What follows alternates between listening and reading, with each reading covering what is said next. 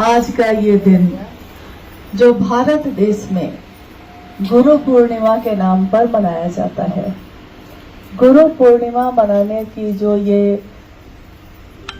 विचारधारा है, ये पद्धति है, ये प्राचीन समय से चली आ रही है। और गुरु और सदगुरु श्रेणी के गुरु के जो भी शिष्य हुए, उनके तरफ से ये परंपरा चलाई गई, क्योंकि मान्यता है कि गुरु शब्द का एक अर्थ होता है अंधकार से प्रकाश की ओर ले जाने वाला। इसमें गुरु शब्द का अर्थ जो शाब्दिक अर्थ है वो है कि गु मतलब अंधेरा, अज्ञान, रू मतलब रोशनी, ज्ञान, अज्ञान से ज्ञान की ओर ले जाने वाला, अंधेरे में पड़ी जीवात्मा को रोशन करने वाला, रोशनी से भर देने वाला जो गुरु होता है। और जिनकी परंपरा हमारे देश में शरीरधारी गुरु के रूप में चलती आई, तो सारे शिष्य इस एक दिन को कृतज्ञता के रूप में मनाते हैं, अपने गुरु को गुरु दक्षिणा देने के दिन के रूप में मनाते हैं। जो गुरु और सदगुरु श्रेणी के गुरु हैं, उनके शिष्यों के तरफ से ये परंपरा तो मनाई गई। आदि गुरु शिव जो जगत के गुरु हैं, तो आदि के नाम से ही स्पष्ट है। आदि मतलब प्रारंभ, जहां से शुरुआत हुई, जहां से प्रारंभ हुआ। तो जब प्रारंभ होगा किसी भी सत्ता का, तो जब तक सामने दो सत्ता नहीं होगी, उसका वो रूप स्थापित ही नहीं होगा। आदि गुरु शिव हुए तो उनकी कोई शिष्य होगा, कोई तो होगा। जब तक कोई शिष्य नहीं होगा, वो गुरु होंगे कैसे? आदि गुरु शिव की प्रथम शिष्या मां भवानी स्वयं है, भगवती, शिव की अर्धांगिनी, शिव की शक्ति। लेकिन शिव के ज्ञान दाता स्वरूप से उनको जब ज्ञान लेने की जरूरत है, तो वहां मां भवानी को भी शिष्य के रूप में ही आना पड़ा। इसीलिए आदि गुरु शिव की प्रथम शिष्या भवानी को कहते हैं, भगवती को कहा जाता है। और ये शास्त्रों में या हमारे ऋषि मुनियों के द्वारा बताया गया कि शिव ज्ञान के दाता है, बाकी सब प्रदाता है। महादेव ज्ञान देते हैं तो उनसे ज्ञान लेकर कोई दुनिया को ज्ञान देता है। तो दाता यहाँ कौन है? एक दाता, फिर कोई दूसरा नहीं है। प्रदाता बहुत लोग हैं, असंख्य लोग हैं, अलग अलग धाराएं हैं ज्ञान की, बहुत सारे लोग हैं। महादेव से लेकर जो दिया। और यहाँ साहब श्री ने शिव के शिष्य ने कहा कि सीधे शिव को ही हम गुरु बना सकते हैं। तो यहाँ हम जो शिव के शिष्य हैं, हम लोगों ने किसको गुरु बनाया? जो ज्ञान के दाता है। तो जो ज्ञान के दाता है, उनकी गुरु पूर्णिमा मनानी होगी, तो पल प्रति पल मनानी होगी, हर दिन मनानी होगी, हर पल हर क्षण शिव के शिष्य का हृदय कृतज्ञ होता है अपने गुरु के लिए। इसीलिए शिव के शिष्यों की दुनिया में हर पल उनका गुरु का पूर्णिमा ही है। दुनिया के लिए आषाढ़ के दिन, आषाढ़ का पूर्णिमा गुरु पूर्णिमा के रूप में मनाया जाता है। लेकिन जगत गुरु शिव के शिष्य जो इस जगत में रहते हैं, जो सामान्य दिखते हैं, अति सामान्य दिखते हैं, लेकिन उनके तरफ से अपने गुरु के लिए कृतज्ञता व्यक्त करने के लिए कोई दिन, कोई तिथि, कोई राशि, कोई नक्षत्र निर्धारित नहीं है। वो हर पल मनाते हैं, क्योंकि बार बार साहब के पास ये जिज्ञासा रखी जाती थी, शिव के शिष्य गुरु पूर्णिमा क्यों नहीं मनाते? तो कोई एक दिन शिव का शिष्य कैसे मनाए, जबकि वो हर पल मना रहा है? जो बाकी 364 दिन कम मनाता है, तो वो 101 दिन ज्यादा मना सकता है। शरीरधारी गुरु के लिए कर सकता है, कोई दिक्कत नहीं है, होती आई है, प्राचीन परंपरा है। महागुरु महादेव के लिए कौन सी परंपरा तय की जाएगी, कौन तय करेगा? क्योंकि गुरु तय करते हैं और शिष्य गुरु के आदेश पे चलता है। इसलिए आज भी दुनिया में हर जगह महादेव की बात, महादेव की चर्चा हर स्थिति में, हर जगह पे प्रसार पा रही है, बढ़ती चली जा रही है। हम सभी विभिन्न जगहों पे रहते हैं, अलग अलग जगह पे। हम सबकी विचारधारा अलग है, कोई एक जैसा नहीं है। कहीं आज तक देखा किसी को हम लोगों ने कि एक जैसा हो। यहाँ तक कि जिस शरीर से एक बच्चे की उत्पत्ति होती है, उस शरीर का भी एक भी स्थिति उस बच्चे से भी नहीं मिलती, न उसके स्पर्श में या थंब में, अंगूठे में उसकी छाप तक एक जैसी नहीं। बाल में कहते हैं लोग कि देखने में तो सारे लोगों के बाल एक ही तरह रखते हैं, केस एक ही तरह के हैं, लेकिन इस केस में भी जो मशीन से देखा जाएगा तो सबका डीएनए अलग अलग है, सबकी रचना अलग है, एकदम अलग है। यहां तक कि हमने कभी गौर नहीं किया है, लेकिन हर वो चीज जो हम लोग प्रयोग करते हैं उसके अंदर और अंदर उसके ज्ञान को जानिएगा। जैसे कि हम रुद्राक्ष के दाने को धारण करते हैं, 12 दाना का करते हैं, साहब ने किया तो हम लोग भी करते हैं। 12 दाने का कंगन शिवशिष इसलिए पहनते हैं कि 12 सूर्य माने गए, 12 राशियां हैं, तो 12 हम ज्योतिर्लिंग भी 12 है, तो 12 दाने का इसका अलग गुणनफल है, अंक का विज्ञान है ये। लेकिन रुद्राक्ष के एक दाने में जो रचना है, संरचना है, जैसे आपने देखा कि ये है इसकी बनावट, कोई एक दाने की बनावट, फिर लाखों करोड़ों दाने आप वहां रख दीजिए, किसी दूसरे दाने से वो मिलती नहीं है।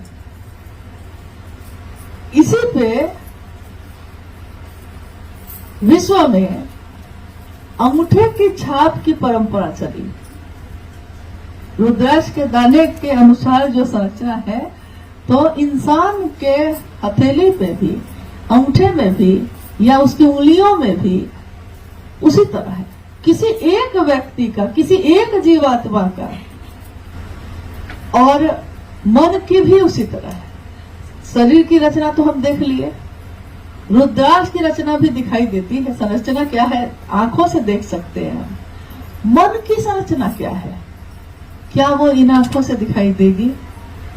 हृदय के भाव की संरचना क्या है, क्या हम इन आंखों से उसको देख सकते हैं?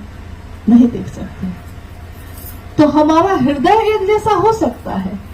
देखिएगा कि जब प्रेम दिवस मनाया जाता है तो लोग दिल के आकार का खिलौना, फूल सब दिल के आकार का देने लगते हैं। दिल के आकार को आप बना सकते हैं, लेकिन इस दिल में, जो दिल का आकार है, उस दिल में जो भावनाएं पैदा होती हैं, उसकी क्या संरचना है, उसकी क्या बनावट है, किसी की किसी से नहीं मिलती। और वो खरबों की संख्या में जीवात्मा है इस धरती पे, और इस पूरी तरह विसंगतियों में भरे विश्व में महादेव संगति की स्थापना करते हैं। संगति की यानी एक साथ बैठा देते हैं, एक सोच पे खड़ा कर देते हैं, एक सोच। शिव की शिष्यता क्रांति है, शिव की शिष्यता जागरण है। क्या है? साहब ने कहा शिव की शिष्यता जागरण है, व्यक्ति के मानसिक और आध्यात्मिक तल का, व्यक्ति के मानसिक मन का और आध्यात्मिक जो उसका हृदय समझता है, जिस चीज को महसूस करता है, जागरण है, जग जाना है। मैं कौन हूँ, कहाँ से आया, कहाँ से आया था, कहाँ को जाऊंगा, क्या करने आया, क्या कर रहा हूँ, मेरे इस काम का उद्देश्य क्या होगा। यानी अब वो जगा हुआ है, सचेत है, सजग है हर चीज के प्रति, प्रकृति के प्रति, व्यक्ति के प्रति, इंसानियत के लिए। इंसानियत जो इंसान में अब बहुत कम दिख रही है, लेकिन शिव का शेष अब इसके लिए जग रहा है। जीव शिव होगा, जीव होगा तब न शिव होगा। लेकिन जीव के रूप में क्या हम जीवात्मा हैं? वो जीवात्मा है पशु से भी नीचे जिसकी वृत्ति चली गई, पशु से भी नीचे। पशु भी एक क्षण को विचार करता है, सोचता है, किसी से नफरत करता है तो किसी से प्रेम भी करता है। लेकिन कभी कभी इंसानों में खबर में पढ़िएगा कि किसी ने किसी की हत्या इस तरह से कर दी कि समझ में ही नहीं आया, इस तरह से क्यों की। किसी ने किसी को मानसिक और शारीरिक यातना इस तरह से दे दी कि समझ में ही नहीं आया, क्यों किया ऐसा। यानी पशु से भी नीचे की वृत्ति है। अब 50 वृत्तियों में यह शरीर चलता है। पशु की वृत्ति से जीव की वृत्ति पे पहले वो आएगा, तब न शिव होने की प्रक्रिया चलेगी। ये जीव जिसमें मानव का गुण हो, मानवीय गुण हो, सहानुभूति हो, प्रेम हो और दूसरों के दुख को देखकर जो दुखी होता हो, वो जीवात्मा जिसमें करुणावतारम शिव का गुण है। करुणावतारम है वो शिव, करुणा जिनसे निश्चित होती है वो है शिव। तो जीव भी उसमें गुण होगा ये। तो साहब ने जो ये तीनों सूत्र दिए, इन तीनों सूत्रों का पालन करते करते हमारा मन एक तो जगत के लिए भी जगा, लौकिक और पारलौकिक दोनों जगत के लिए सजग हो गया। जब हम जगेंगे तो घर और बाहर दोनों के लिए जगेंगे। ऐसा तो नहीं है कि अंदर के लिए तो जग गए और बाहर नहीं देखते हैं, ऐसा तो नहीं है। सुबह में जो जगता है वो घर को भी देखता है और बाहर को भी देखता है। तो जो अंदर से जगा वो खुद को भी देखता है और जगत को भी देखता है। तीनों सूत्रों के माध्यम से गौर करने की बात है कि तीनों सूत्रों में साहब श्री ने मन के जागरण की बात की। मन ही वो साधन है जो शिव से मिल सकता है। मन ही वो तरीका है जिसके द्वारा हम महादेव से अपने जुड़ाव को सुनिश्चित कर सकते हैं। मन ही मन पहले सूत्र में हम सब कहते हैं, हे शिव आप मेरे गुरु हैं, मैं आपका शिष्य हूँ, मुझे शिष्य पर दया कर दीजिए। हम लोग सब कहते हैं, प्रतिदिन मन में कहते हैं। क्या हमारा मन जिस चीज के बारे में, जिस बात को बार बार दोहराता है, हमारे मन में वो कितना गहरा है। बाहर से दोहराना, अंदर से दोहराना, दोनों में बहुत भारी अंतर हो जाता है। बाहर से हम कह रहे हैं माँ जी बैठिए, माँ समझ नहीं रहे हैं। बाहर से हम कह रहे हैं भैया, भैया कहाँ समझ रहे हैं।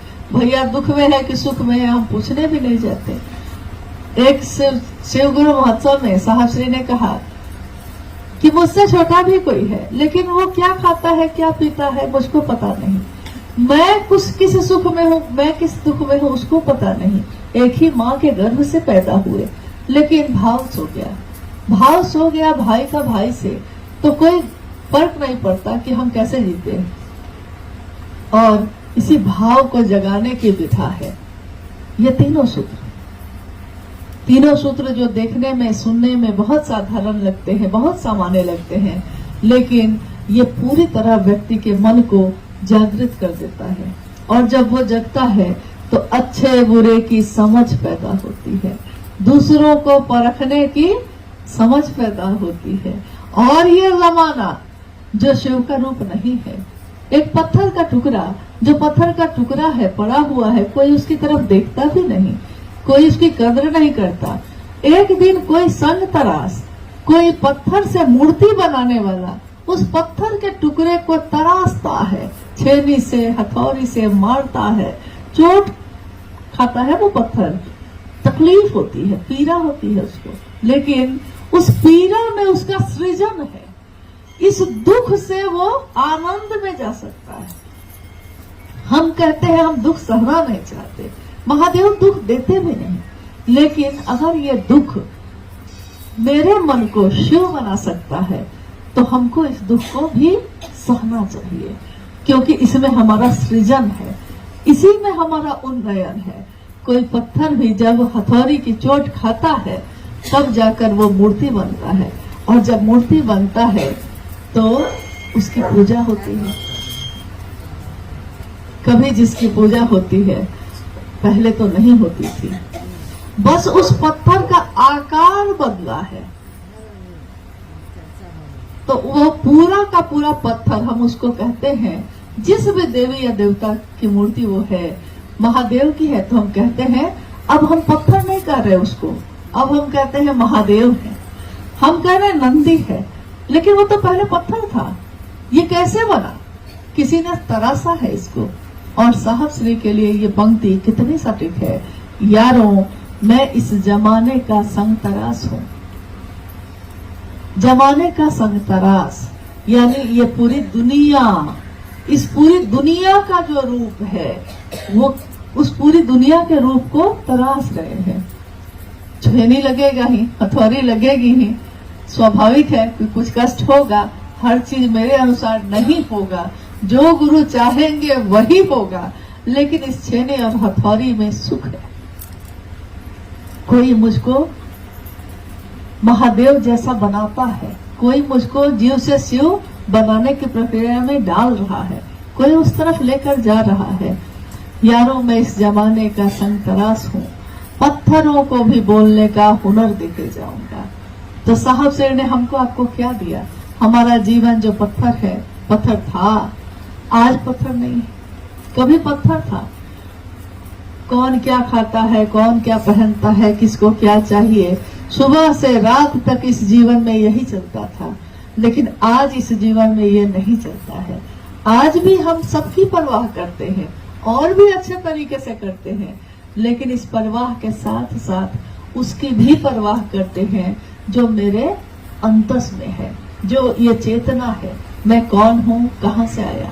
शिव मेरे गुरु हैं, मैंने अपने गुरु के लिए क्या किया।